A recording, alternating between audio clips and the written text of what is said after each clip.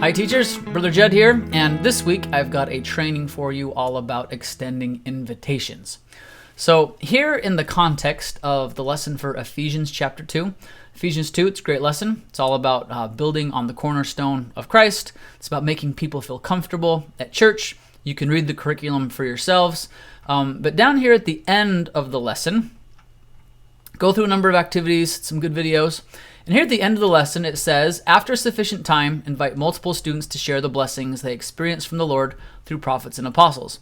Emphasize how important and valuable it is to hear students' thoughts and experiences. Consider adding your own thoughts and testimony.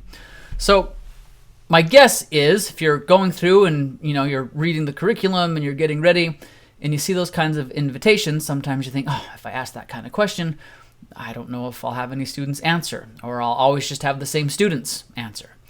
And so wanted to share just a couple of things that will help you extend invitations, these kinds of invitations, in a way that is more likely to get students to engage and to share things. And a lot of it has to do with how you set up the invitation. So consider the difference between these two kinds of invitations. So if I were to just ask, as it says here in the curriculum, students, I'd like you to share the blessings you experience from the Lord through prophets and apostles. Okay, they might look at one another, and then a student, either out of loyalty to you or pity or both, who knows, might raise a hand and share something. See if you change it just a little bit like this, okay? Students, there's no right answer here, but I'm curious to hear what blessings you have experienced from the Lord through prophets and apostles. Now, what difference did you notice there? Well, one, it's very disarming to use a phrase like, hey, there's no right answer here. It lets students know that they really can share. I also said something like, hey, there's no right answer here, and I'm curious, where you're letting the students know you genuinely want to know. Now, you can't just pull that one out of your back pocket if you're not actually curious as to what how they feel about the subject. And so it's important that you really do ask the question in a way about something of which you indeed are curious. So I'm curious how you feel, or you could say, I don't want you to play guess what's on teacher's mind.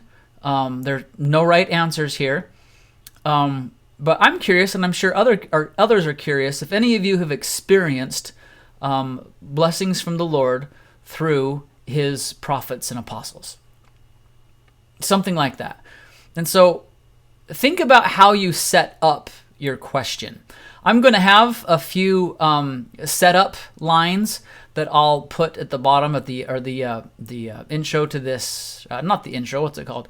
The description to the video. I'll put a few in there, but I also invite you to write down and practice a few of your own. Don't guess what's on teacher's mind, or there's no right answer, or I'm curious, or I think others might find it helpful if someone could, give an example. And so just try to be open. Remember, as we seek to establish a good sense of community in our classes, rather than answering questions feeling like an assignment, the invitation ought to feel like exactly that, an invitation to engage. Over in the, this is a teacher development skills manual that we have. There's this section on bear testimony often and invite learners to share their feelings, experiences, and testimonies. It says here in the opening paragraph, prompts are one way to help students share. These prompts typically include two parts. The first part invites students to ponder their feelings and experiences and testimonies, and can be connected to other teaching tools such as pictures, questions, case studies, video clips, and hymns. The second part provides an opportunity for students to begin sharing. Okay? So consider something and then share something. This might be done by inviting students to consider how they would complete a partial phrase. The essential feature of these prompts is that they help students connect with the Holy Ghost to help them begin thinking about a way to verbalize their feelings, experiences, and testimonies. Another thing just came to mind as we make these kinds of invitations. All right, everybody. I'm going to give us 90 seconds. I don't want anybody to share anything until my phone beeps. I'm going to set a timer for 90 seconds. I don't want anyone to share. And then after 90 seconds, I'd be curious if anyone has any thoughts or feelings or experiences with, and then whatever it is that you want them to talk about. What that does is, instead of it being an awkward silence, it's a planned silence. It's an inspired silence. And so, like this paragraph says, the prompt, the introduction to the invitation, often sets the tone for the kinds of answers and participation that we're going to receive. So I hope that's helpful. As mentioned, I'll put some of these prompts, some of these introductions in the description of the video. I'll also include a link to this particular teacher training if you're curious to see more of what's in this part about inviting students to share. So God bless. Hope you all enjoy conference and enjoyed conference, and thanks for participating in this training. Take care.